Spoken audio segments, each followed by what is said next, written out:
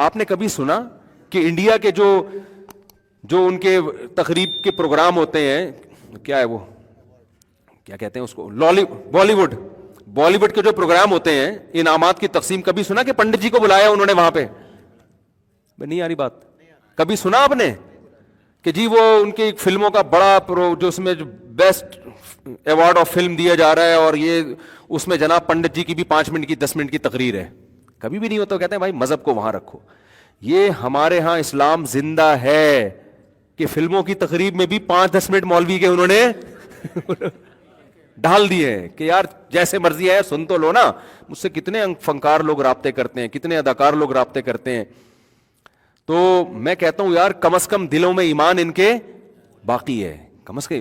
اب اس میں اگر اب استغنا شروع کر دیں, جاؤ تمہاری ایسی کی تیسی, ہم نہیں جائے گا, تو یہ پھر غلط ہو جائے گا. یہ کیا ہو جائے گا؟ یہ غلط ہو جائے گا.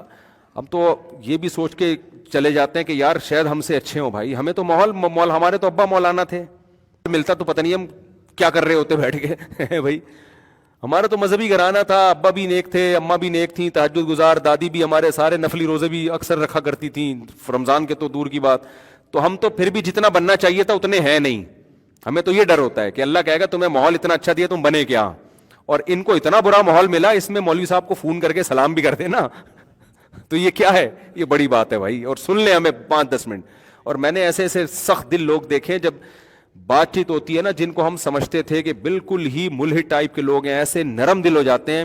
رہا مسئلہ یہ کہ میں ایسے لوگوں میں فنکار اداکار بھی مل رہے ہیں, تو وہ تو پہلے بھی اگر ملتے تو میں ملتا, پہلے تو ملتے ہی نہیں تھے نا. ابھی ایک میرا ہوٹل میں جانا ہوا, وہاں پتہ نہیں کوئی فنکاروں کی تقریب ہو رہی تھی, مجھے بیان کے لیے کھڑا کر دیا وہاں پہ. تو میں خیر 5-10 منٹ بیان کر کے نکل لیا وہاں سے نا, میں بیٹھا نہیں, تو بیٹھنا بنتا بھی نہیں تھا وہاں پہ, ہمارا کیا کام وہاں پہ. تو میں نے کہا یار اب کوئی اس کی تصویریں آ گئیں تو لوگ بولیں گے یہ مفتی صاحب کیا کر رہے ہیں. تو ابے جب آپ جاؤ گے ہی نہیں, تبلیغ تو شراب خانے میں شراب پینے کے لیے جانا یا انجوائے کرنے کے لیے جانا تو حرام ہے, تبلیغ کے لیے جانا تو فرض ہے نا. سارے مسجد میں ہی اگر تبلیغ ہوگی تو شرابی تھوڑی مسجد میں آتے ہیں, تبلیغ تو ان جگہوں پہ جا کے ہوگی تاکہ وہاں سے لوگوں کو گھسیٹ کے آپ یہاں لے کر آئیں. پھر پہلے میرا حلقہ جو تھا وہ عام طور پر وہی لوگ تھے جن کے تبلیغ میں کچھ وقت لگا ہوا ہے, بالکل آزاد خیال لوگ نہیں تھے, تو اسٹائل تھوڑا سخت ہوتا تھا. اب جب آپ فرض کر لیں شرابیوں میں جا کے جب بیان کریں گے, تو پھر آپ یہ نہیں کہیں گے شراب جو ہے نا, جو شرابی پیتا ہے وہ ایسا ہوتا ہے, وہ جہنم میں جاتا ہے. وہ کہے گا یار اب جب جہنمی ہے تو پھر کیا, تو وہاں جا کے اسٹائل کیا ہوگا آپ کا, چینج ہوگا. اس کو تو تمیز سے اب یہ ختم کر لے بوتل, پھر میں تجھ سے بات کرتا ہوں.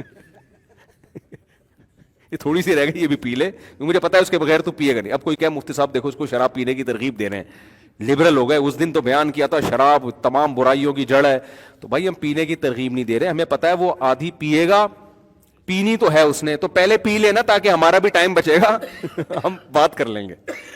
تو جس مجمع میں انسان جاتا ہے وہاں بات کا اسٹائل کیا ہو جاتا ہے, چینج ہو جاتا ہے.